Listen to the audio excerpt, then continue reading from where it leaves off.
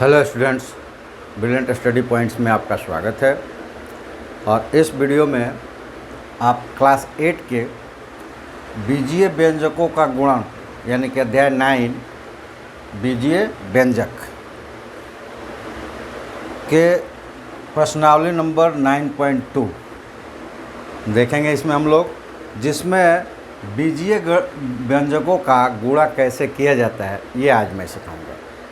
तो चलिए आप सबसे फिर से एक बार बोल देते हैं। ऐसा लगता है कि आप लोगों के पास जाता है तो आप सब्सक्राइब करेंगे तो सारी दुनिया हमें ही मिल जाएगी। नहीं करता है कोई सब्सक्राइब, जाता बहुत लोगों के पास है, सब्सक्राइब नहीं करते हैं। मेरा कहना यह है कि आप अगर स्टूडेंट्स हैं तो भी और नहीं हैं तो भी आप तक अगर वीडियो जाता है तो आप एक सब्सक्राइब कर दें। कारण उसका ये होगा कि सब्सक्राइब करेंगे तो चैनल ग्रोथ करेगा, चैनल ग्रोथ करेगा तो ज़्यादा समय लेकर हम आपके पास आएंगे और उन बच्चों को सहायता मिलेगी जो हमसे सीखना चाहते हैं। उनके लिए आपका ये सब्सक्रिप्शन जो है ना वो योगदान के रूप में होगा। तो 3 चीज़ें आप ज़रूर कर दें। वीडियो को लाइक कर दें, सब्सक्राइब कर दें अगर सब्सक्राइब नहीं किए हैं तो, और अपने ग्रुप में दोस्तों के जो ग्रुप है, अगर आप स्टूडेंट्स हैं तो भी और नहीं है तो भी ये 3 काम ज़रूर कर दें, अपने ग्रुप में शेयर कर दें। और जो स्टूडेंट्स है वीडियो पूरा देखें और उनको किसी भी तरह की कोई भी परेशानी है कुछ भी, तो ये व्हाट्सएप नंबर है।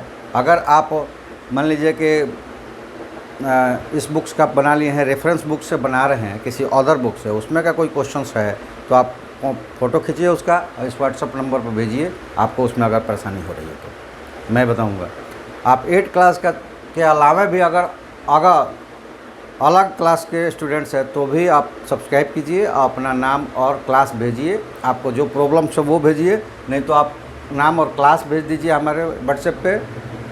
वो हम इकट्ठा करते हैं और जिसकी संख्या ज़्यादा होती है उनके वीडियो ज़्यादा आने लगते हैं। और आपका पार्टिकुलर कोई प्रॉब्लम्स हो तो एज इमीडिएट यानी जैसे ही आप हमको कमेंट्स करेंगे उसके अगले वीडियो में ही आपके जो सॉल्यूशंस है उस मिल जाएगा। तो इसलिए जिसके पास भी वीडियो पहुँचे वो अगर सब्सक्राइब नहीं किया है तो सब्सक्राइब कर ले, लाइक कर दे और अपने ग्रुप में उसको शेयर कर दे। चलिए आज हम लोग स्टार्ट करते हैं, गुणा कैसे करेंगे। अब यहाँ पे देखिए कि व्यंजक दिया है जिसमें नंबर्स भी है, अल्फ़ाबेट्स भी है। मेन इसमें जो है नंबर्स का तो हम करते आ रहे हैं, नंबर्स का कर भी लेंगे।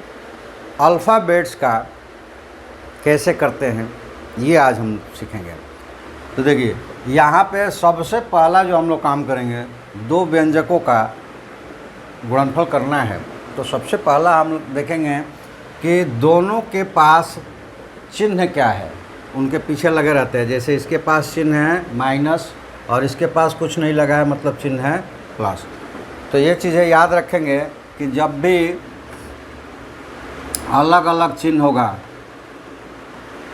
और इनके बीच में प्रोडक्ट होगा, चाहे ये ऐसा हो या फिर ये माइनस प्रोडक्ट प्लस, दोनों अलग अलग हो गए तो इक्वल टू में निगेटिव साइन आएगा। दोनों अगर अलग होंगे या नंबर्स में ऑड्स होगा तो जिसकी संख्या ज़्यादा होगी ऑड्स में वो चिन्ह होगा इसमें। और अगर दोनों सेम हो गए, प्रोडक्ट और प्लस प्लस, यानी कि दोनों एक ही तरह का हो गए तो प्लस हो जाएगा। ठीक है, इतना ज़रूर याद रखना है और सबसे पहले हमें यही करना है, चिन्ह ही उसके देखना है। तो सबसे पहले हमें चिन्ह देखें, ये प्लस और ये माइनस है तो माइनस लगा देंगे, चिन्ह का काम ख़त्म हो गया। अब आएंगे अंक पे। अंक जो दिया गया है, अंकों का पहले गुणनफल निकाल लेंगे। तो यहाँ 8 है और 2 है, 8 दूना कितना होता है 16। और उसके बाद हम देखेंगे अल्फ़ाबेट्स को। तो एक तरह के अल्फ़ाबेट्स यानी जैसे x है तो x कितनी बार आया है वो उसका पावर हो जाएगा। जैसे यहाँ एक ही x है तो ये x, ये आंसर हो गया। ठीक है, ये क्वेश्चन फर्स्ट का पहला था। कुछ और देखते हैं। अब इसमें देखिए यहाँ पे आपको पता चलेगा, इसीलिए मैं अलग अलग तरह के ले आऊँ। और कुछ एक नंबर में 8-10 क्वेश्चन दिए गए हैं, उसमें से कुछ क्वेश्चन छोड़ा भी हूँ जो आप घर पे करेंगे। जैसे ए आया, बी आया, इसके बाद कौन आएगा आप देख लीजिएगा। क्या करना है, पहले साइन देखना है और दोनों का साइन एक ही जैसा है तो प्लस हो जाएगा। प्लस हम लोग लिखते नहीं हैं, ठीक है, पहली बार स्टार्ट करना हो तो प्लस नहीं लिखा जाता है। तब अब क्या करेंगे, इसके अंकों का गुणा करेंगे। तो 3 है, 3 3 9। अब मैंने कहा कि इसके बाद अल्फ़ाबेट्स को काउंट करेंगे। तो ये देखो यहाँ पे 1 कुछ नहीं लिखा है तो इसका पावर 1 है, और यहाँ पे है 2, तो 1 और 2 मिलाकर कितना होगा, 3। ये पावर को जोड़ देंगे तो यहाँ x लिखेंगे, अब पावर को जोड़कर लिखेंगे तो ये 3 हो गया। अब y अकेले ही है तो y हो गया। ये आपका प्रोडक्ट हो गया, ठीक है। पहले चिन्ह, फिर अंक और गुणा करने के बाद उसके बाद जो अल्फ़ाबेट्स है, एक तरह के अल्फ़ाबेट्स के पावर को जोड़ देंगे। कुछ भी पावर पर नहीं रहेगा, मतलब वहाँ पे 1 है, ठीक है। चलिए आगे बढ़ते हैं। पहले का ही ई है, मतलब सी और डी छूट गया। तो देखिए इसमें चिन्ह दोनों का प्लस है तो प्लस ही आएगा, और नंबर नहीं है तो नंबर नहीं आएगा। और पावर काउंट करना है तो यहाँ 2 है और यहाँ 1 है x का, तो ये हो जाएगा x 2 और 1 3। यहाँ y 1 है और y 1 है तो 1 का प्लस 1 2, और z अकेले है तो z। ये आपका आंसर हो गया। अब इस बात को समझ गए होंगे। अब हम लोग मल्टीप्लाई करते चलते हैं। चलिए नेक्स्ट, यहाँ भी प्लस प्लस है तो प्लस ही आएगा। अब ये नंबर्स है 2.5 इंटू 2.5, तो आप क्या करेंगे कि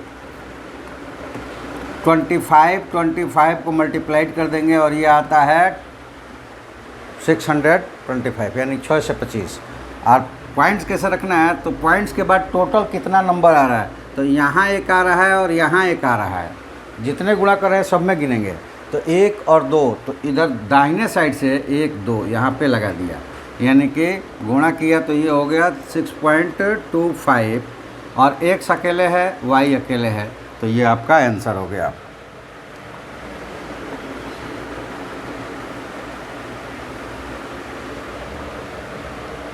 ये क्या हो गया, यहाँ पे ये आंसर हो गया, ठीक है। चलिए नेक्स्ट देखते हैं। अब यहाँ पे h आ गया, ठीक है। अब यहाँ पे भी प्लस प्लस है तो प्लस ही रह जाएगा, और 1/2 गुणे 1/2 कितना हो जाता है, ऊपर का ऊपर गुणा कर देंगे और नीचे का नीचे, 1/4 हो गया। ये दोनों अकेले अकेले है तो x y हो गया, ठीक है। यहाँ पे आंसर ये हो गया।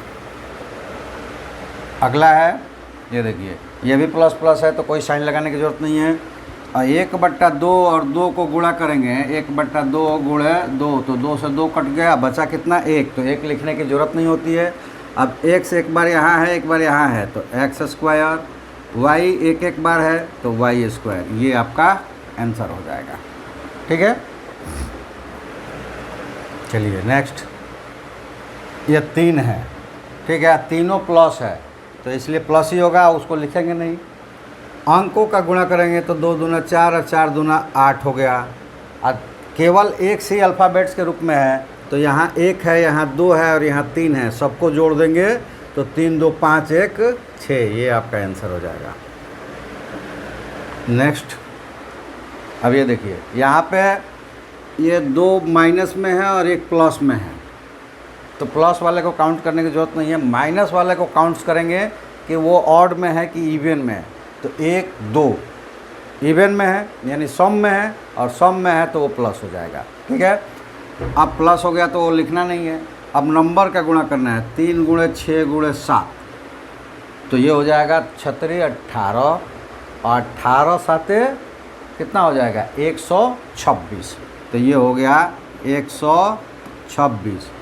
अब अल्फ़ाबेट्स को देखेंगे, यहाँ अल्फ़ाबेट्स में x 2 बार है और यहाँ 1 बार है, 6 के पास नहीं है अल्फ़ाबेट्स तो ये 3 हो गया। और y यहाँ 1 बार है और यहाँ भी 1 बार है, मतलब कि 1 जोड़ 1 2 हो जाएगा, तो y² हो गया। ये आपका आंसर हो गया, ठीक है। चलिए नेक्स्ट, क्वेश्चन नंबर 2। अब ये आप देख लें कि जब ये क्वेश्चन छूट गए, जो पूरे नहीं थे, क्योंकि 6 ही हमने बनाया, उसमें 8-10 है, तो जो 3-4 क्वेश्चन छूट गए हैं वो आप खुद कर लेना, नहीं आए तो फिर हमसे कमेंट्स में पूछ लेना। ये कह रहा है किसी आयत की आसन्न भुजाएं क्रमशः, मान लें कि ये है 6p² q²। आसन भुजा कहते हैं या तो ये या फिर ये, देखिए ये और ये आसन है, ये और ये आसन है, ये और ये आसन है, ये और ये आसन है, मतलब लगातार दोनों एक ही कॉर्नर से जुड़े हुए आसन भुजाएं कहलाते हैं। तो ये है, और दूसरा 2pq है, और ये है आयत, और इसको कहते हैं आसन भुजाएं, मतलब लंबाई और दूसरे को चौड़ाई कह सकते हैं। ये हो जाएगा लंबाई और ये दूसरे को चौड़ाई। तो आयत की क्षेत्रफल क्या होता है? तो आयत का क्षेत्रफल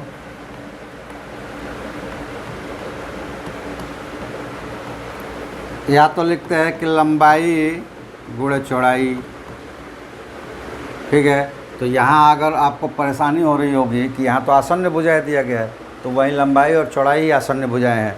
अगर इसमें प्रॉब्लम है तो इसका फॉर्मूला ये भी होता है कि आसन्न भुजाओं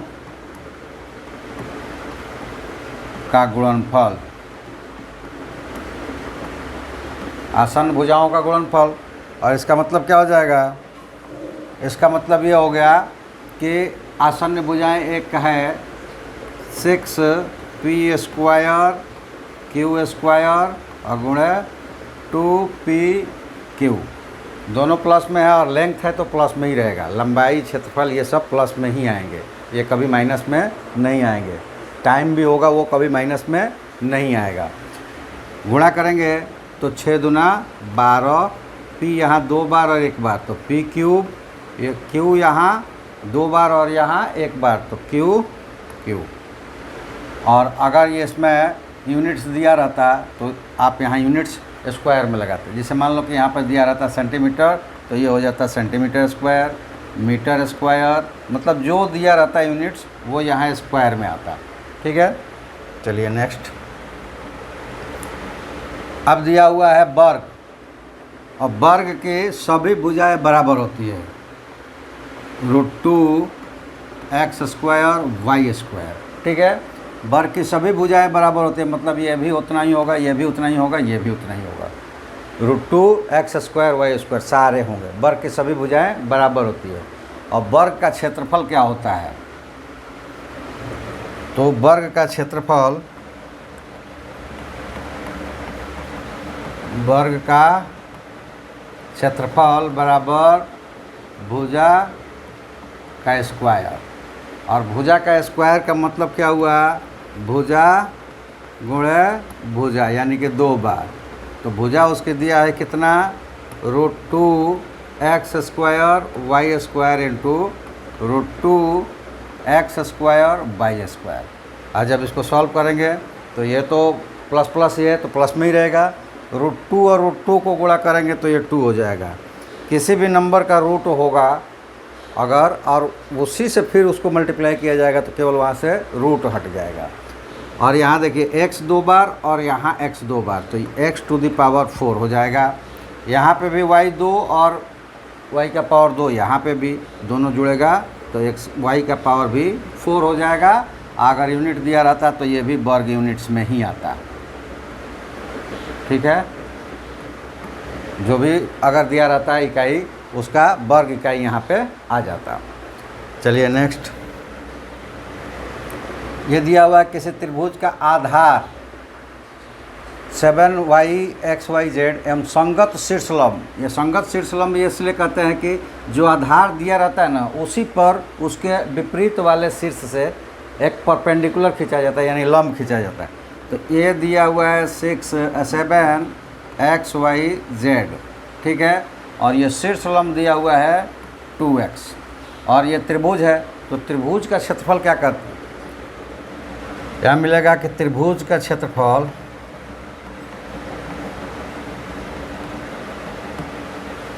बराबर होता है 1/2 आधार गुणे शीर्षलंब। संगत लंब भी कह सकते हैं उसको, संगत शीर्षलंब।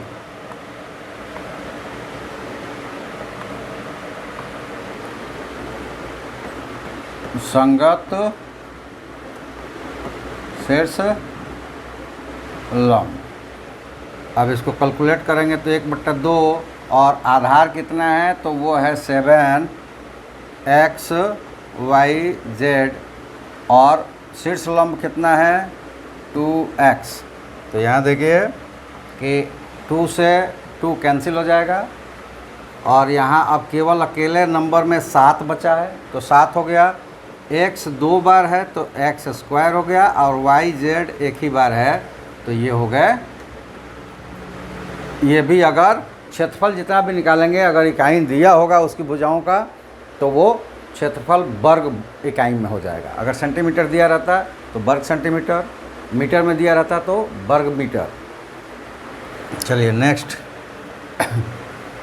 क्वेश्चन नंबर 5 है समबाहु त्रिभुज। समबाहु त्रिभुज का मतलब होता है कि सारी भुजाएं उसके बराबर होते हैं। ठीक है, सारी भुजाएं बराबर होती है।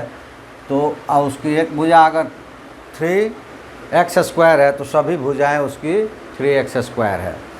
तो समबाहु त्रिभुज का एक ये स्पेशल त्रिभुज में ही आता है, इसका अलग से फार्मूला होता है। हालांकि उसी फार्मूले से प्रूव किया जाता है, जो कि आप पीछे जाकर हमारे वीडियोज़ में देख सकते हैं। वहाँ थ्योरी सेक्शन में सारे थ्योरी को ही किया गया है।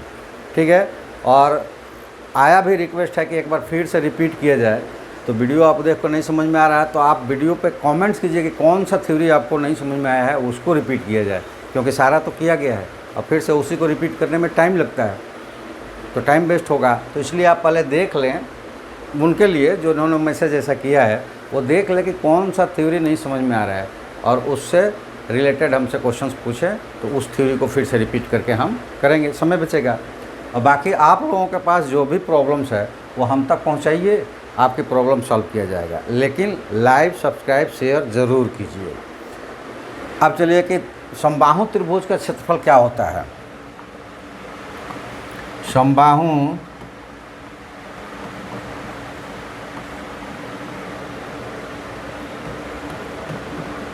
त्रिभुज का क्षेत्रफल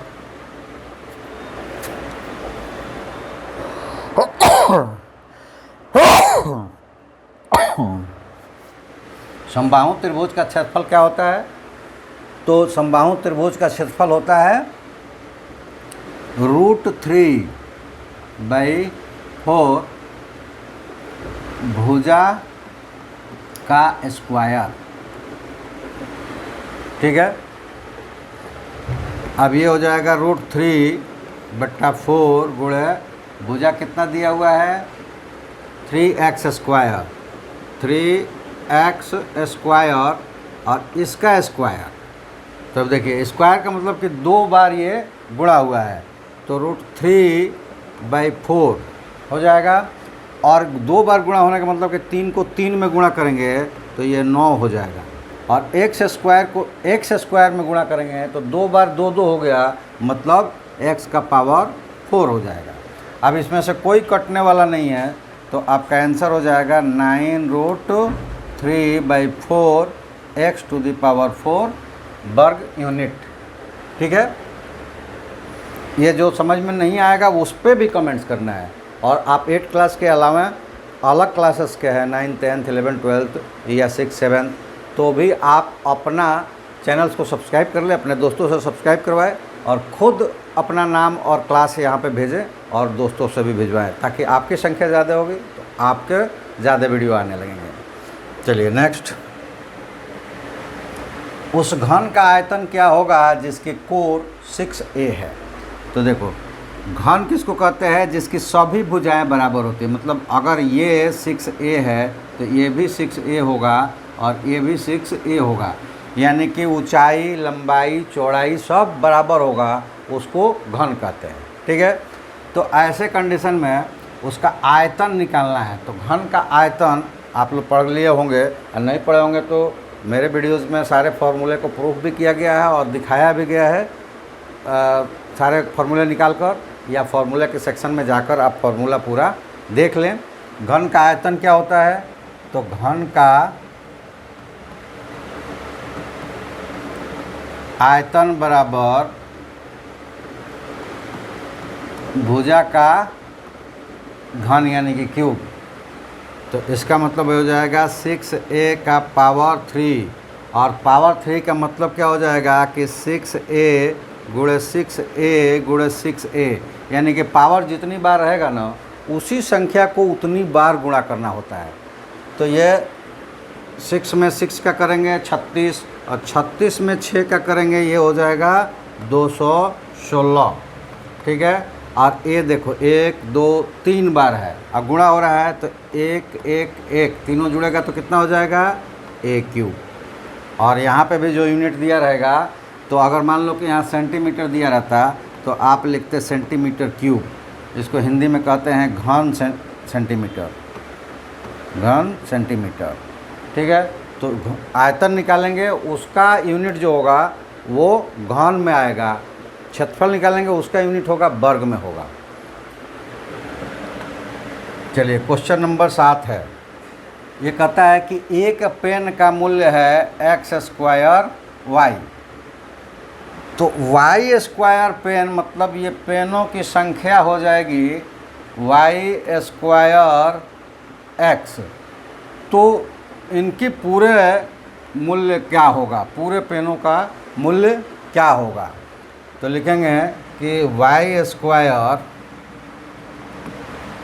x कलमों का मूल्य बराबर कलमों की संख्या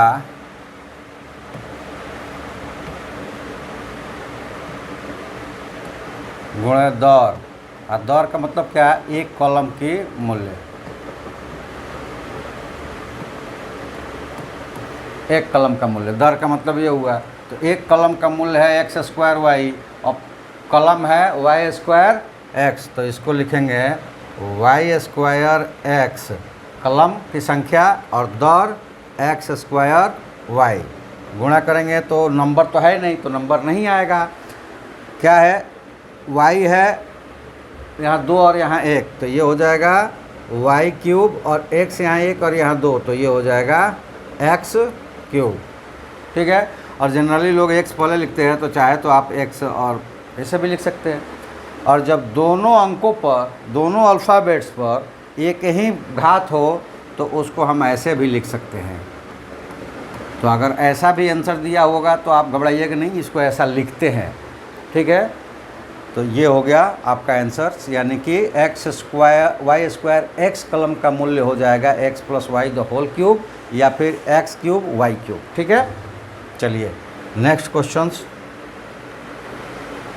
कहता है कि यदि कोई व्यक्ति x² 2 किलोमीटर पर आवर की चाल से चलता है, मतलब ये जो चल रहा है अभी यहाँ पे, ये किससे चल रहा है, तो इसकी चाल है x² 2 किलोमीटर पर आवर, मतलब 1 घंटा में ये x² 2 किलोमीटर चलता है।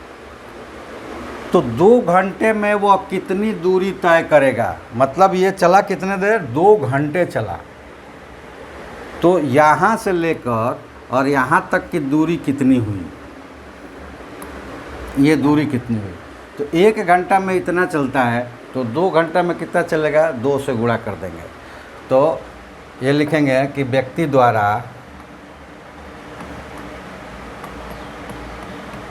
2 घंटे में तय की गई दूरी बराबर चाल गुणे समय। तो चाल इसकी है x² 2 किलोमीटर, अब पर घंटा का मतलब होता है नीचे डिवाइड, गुणे 2 घंटा, h मतलब आवर, आवर मतलब घंटा, ठीक है। किलो km मतलब किलोमीटर। अब ये क्या हो जाएगा कि यहाँ पे h से h कट जाएगा और 2 से 2 कट जाएगा, बचा क्या, x² किलोमीटर, यानी कि ये कितना दूर चला है, x² किलोमीटर, और ये आपका आंसर हो जाएगा। तो गैज आज इतना ही था, क्योंकि 9.2 में इतना ही क्वेश्चन थे। अब क्या है कि आपको मैं बता दूं कि आप किसी भी क्लास के हो, ऐसा बार बार मैं बोलता हूं, आप सब्सक्राइब करें, अपने दोस्तों से सब्सक्राइब करके अपनी संख्या बढ़ाएं। जो ये 8 क्लास वालों के लिए बोल रहा हूं कि वो अपनी और संख्या बढ़ाएं, क्योंकि अभी वो वीडियो तक पहुँचे हैं। संख्या ज़्यादा होगी तो ये लाइव क्लासेस के रूप में आपको मिलेगा, जहाँ पे आप खुद भी पूछ पाओगे। और ये बार बार कमेंट्स आ रहा है कि सर थोड़ा स्पीड बढ़ जा रहा है, थोड़ा धीरे धीरे समझिए। तो यही मैं बोल रहा हूँ कि आप अपनी संख्या बढ़ाइए। संख्या हमारे कैलकुलेशंस के अनुसार, यानी जो हमने टारगेट रखा कि इतने बच्चों पे लाइव क्लासेस दे देंगे, वो संख्या आपको बताने की ज़रूरत नहीं। आप केवल सब्सक्राइब करके भेजिए, जैसे ही वो संख्या आपको होगी आपको लाइव कर देंगे। लाइव करने में उसी वक्त आपका कमेंट्स भी आएगा, तो वो ऑटोमेटिकली स्लो हो जाएगा। ठीक है, लाइव में क्या होता है, सब चीज़ समझाना, कमेंट्स आया उसका जवाब देना। यहाँ तो कमेंट्स आने वाला है नहीं, हमने अपनी वीडियो बनाई, आपको भेज दिया और आप उसको देखते रहते हैं, छाप लेते हैं। अगर कोई है कि छाप लिया, उसका काम पूरा हो गया, अरे ये तो एक्सरसाइज बन गया, देखो ये पूरा बन गया। ऐसा करने से पढ़ाई नहीं होती है। पढ़ाई होती है कि उसको समझिए, उस पर प्रैक्टिस कीजिए और आगे बढ़िए। तो 8 क्लास वाले भी अभी, और जो नहीं सब्सक्राइब किया है वो सब्सक्राइब करें, अपने दोस्तों से सब्सक्राइब करवा कर हमें हमारे नंबर पर अपना नाम और क्लास भेजिए। 8 क्लास आ रहा है, तो जैसे ही संख्या होगी कि हाँ अब आपको लाइव क्लासेस के लिए दिया जाएगा, और आपको पता भी चल जाएगा कि अब लाइव आने वाला है, उस पर मैसेज भी आ जाएगा। क्योंकि जैसे वो संख्या होगी हम उसका एक व्हाट्सएप पे ग्रुप बनाएंगे और उस पर मैसेज चला जाएगा कि इतने तारीख से आपका इतने बजे लाइव स्टार्ट होगा। उस वक्त आप जुड़िएगा और लाइव में स्लो भी चलेगा, आपको जो पूछना है पूछ भी लेंगे उसी वक्त। लेकिन ऐसा नहीं कि अगर वीडियो में पढ़ रहे हैं तो आप नहीं पढ़ाई होगी। आप घर पे प्रैक्टिस कीजिए, आपको जो प्रॉब्लम्स हो हमें कमेंट्स में कर दीजिए, आपके दोबारा से फिर से उसको रिपीट करके समझाया जाएगा। और जो आप क्वेश्चंस आएगा उसको समझाया जाएगा, तो ऑटोमेटिकली वो स्लो मोशन में ही होगा। तो इसलिए आप चिंता ना करें, वीडियो में भी आपका पूरा होगा, लेकिन थोड़ा स्पीड वीडियो में ज़्यादा रहेगा, क्योंकि अपलोड करना पड़ता है, तो बड़ा वीडियो अपलोड करने में मुश्किल होती है। तो इसलिए आप अपनी संख्या बढ़ाएं, लाइव क्लास में उसको कन्वर्ट करवाएं। और ये 8 क्लास ही नहीं, सभी क्लास के बच्चों के लिए, जिनकी संख्या वीडियो तक आती है उनके वीडियो चल रहे हैं पहले, और जिनकी संख्या बढ़ेगी और जब वो लाइव तक आएगी तो लाइव क्लासेस उनके लिए स्टार्ट हो जाएगा। तो चलिए वीडियो को लाइव सब्सक्राइब शेयर करते रहिए, अपनी संख्या बढ़ाइए और लाइव क्लास में इसको कन्वर्ट करके कंप्लीट कोर्स पूरा कीजिए फ्री ऑफ कॉस्ट, वो भी घर बैठे। तो चलिए आज वीडियो में इतना ही। आपसे आशा रहेगी कि जो सब्सक्राइब नहीं किए हैं वो सब्सक्राइब कर लेंगे और अपने दोस्तों में शेयर करके सब्सक्राइब करवाएंगे। Thank you.